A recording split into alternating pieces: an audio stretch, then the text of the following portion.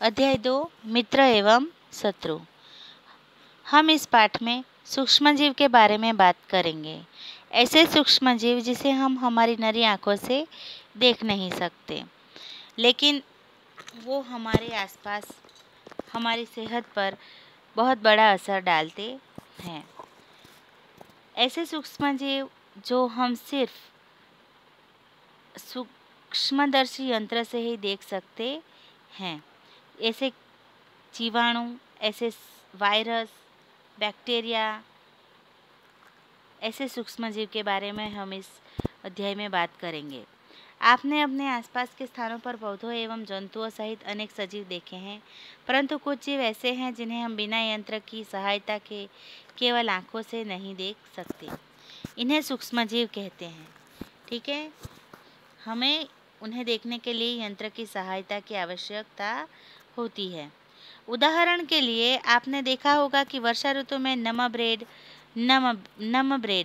रोटी सड़ने लगती है और तथा उसकी सतह सफ़ेद काले धब्बों से ढक जाती है। अगर आपने नहीं देखी है तो एक रोटी लीजिए और उसको एक कटोरी में लेकर ढक दीजिए। 2 दिन के बाद देखिए आप रोटी की क्या हालत हो गई होगी। तथा इसकी सतह सफ़ेद काले धब्बों से ढक जाती है। इन धब्बों को आवर्धक लेंस की सहायता से देखिए।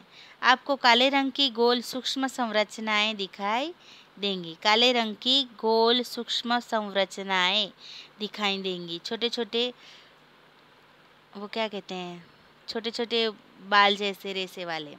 क्या आप जानते हैं कि संरचनाएं क्या है, यह कहाँ से आई है? बगीचे अथवा मैदान में से एक बीकर में थोड़ी सी गीली मिट्टी लीजिए तथा इसमें जल डालिए।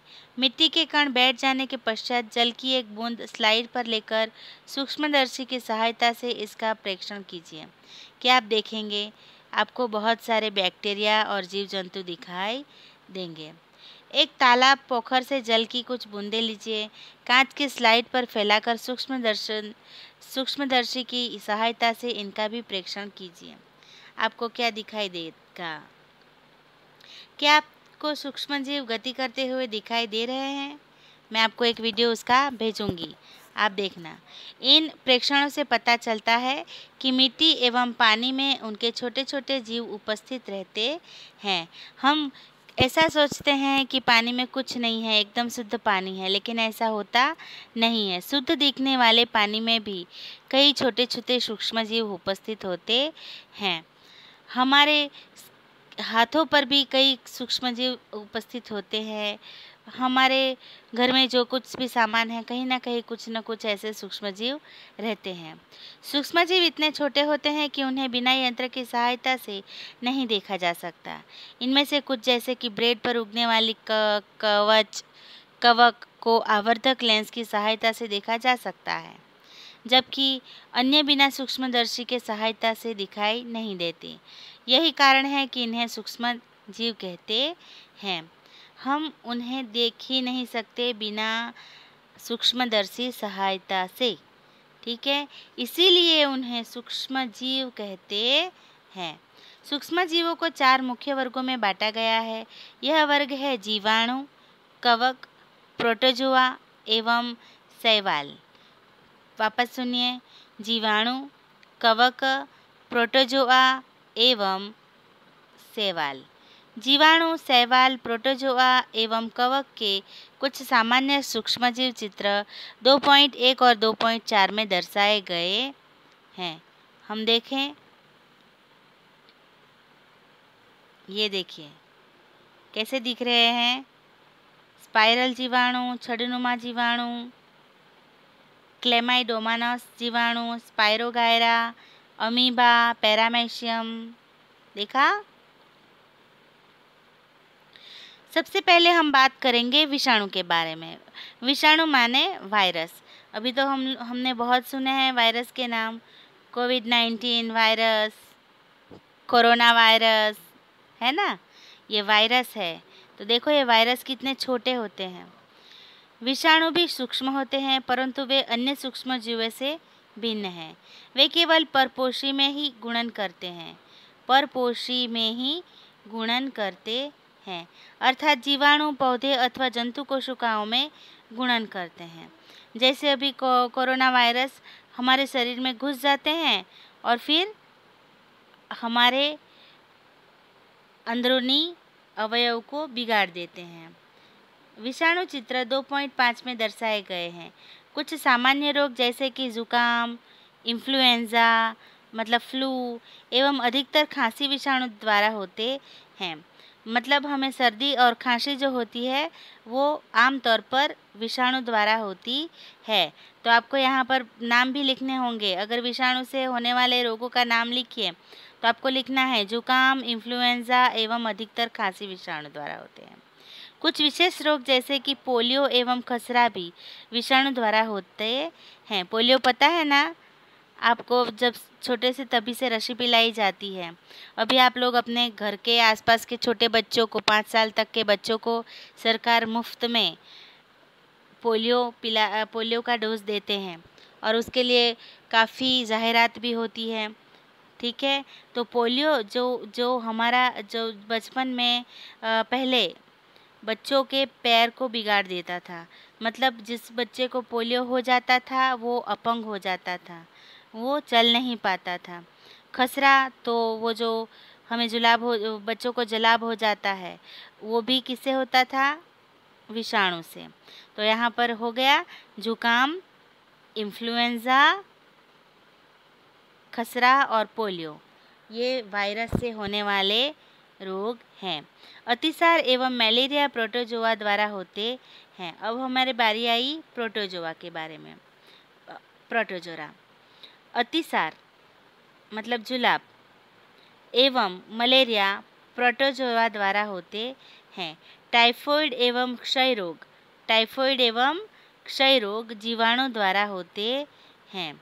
किसके द्वारा होते हैं? जीवाणु द्वारा होते हैं। ये आपको मुखपाठ कर लेना है। अतिसार एवं मलेरिया प्रोटोजोआ द्वारा, टाइफाइड एवं क्षय रोग जीवाणु द्वारा होते हैं।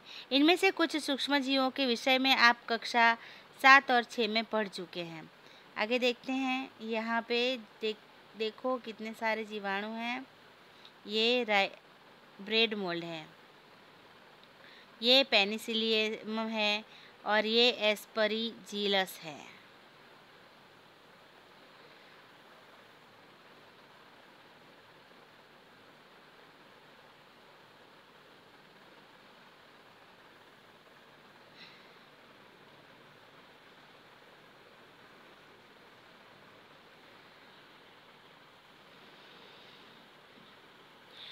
मित्रवत सूक्ष्म जीव, तो ऐसे भी कई सूक्ष्म जीव होते हैं जो हमारे मित्र होते हैं, जो हमें मदद करते हैं। सूक्ष्मजीव विभिन्न कार्यों में उपयोग किए जाते हैं। इनका उपयोग दही, ब्रेड एवं केक बनाने में किया जाता है। दही बनाने के लिए, केक बनाने के लिए और ब्रेड बनाने के लिए। प्राचीन काल से ही सूक्ष्म जीवों का उपयोग अल्कोहल बनाने में किया जाता है। दही बनाने के लिए लैक्टिक, ब्रेड बनाने के लिए ईस्ट यूज़ होता है, केक बनाने के लिए भी ईस्ट का यूज़ होता है। पर्यावरण को स्वच्छ रखने के लिए भी उनका उपयोग किया जाता है। उदाहरण के तौर पर कार्बनिक अवशिष्ट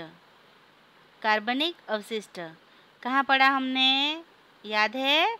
पहला पाठ, जिसमें हम खाद बनाते हैं ना कुदरती, उसको कार्बनिक अवशिष्ट कहते हैं। अपघटन जीवाणुओं द्वारा किया जाता है, जैसे कि हम सब्जियों का वेस्ट या प्राणियों की विष्ठा, मलमूत्र, उनके द्वारा छोड़ा गया घास सब एक जगह पर, पत्तियां पेड़ों की सब एक जगह पर डालते हैं।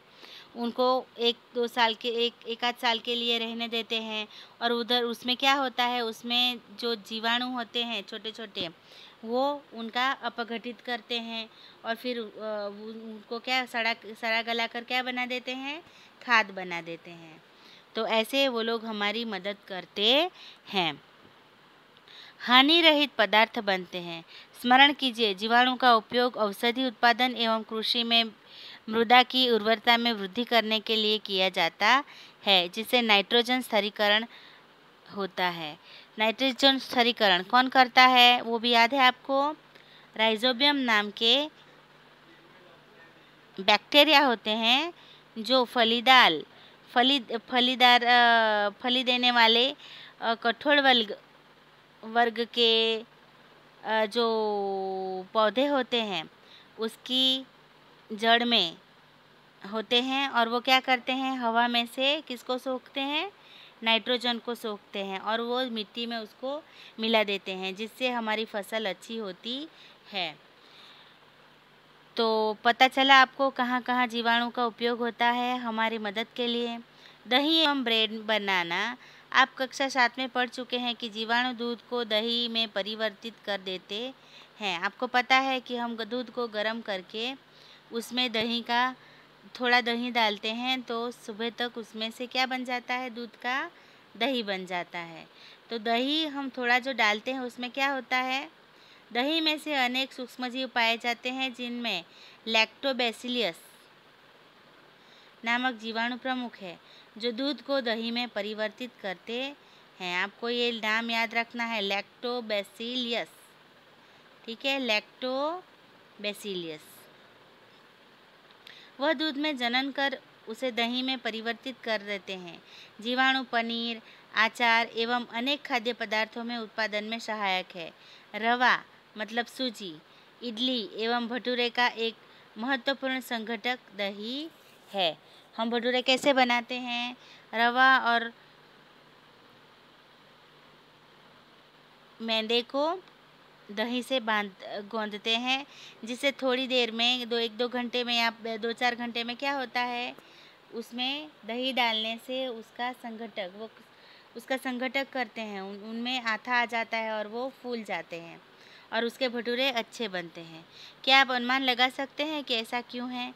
जीवाणु एवं ईस्ट चावल के आटे के किण्वों में सहायक होते हैं, जिनमें इडली एवं डोसा बनता है। तो चावल के आटे को हम जब इडली बनाते हैं तभी क्या करते हैं, चावल को पहले भिगोते हैं, फिर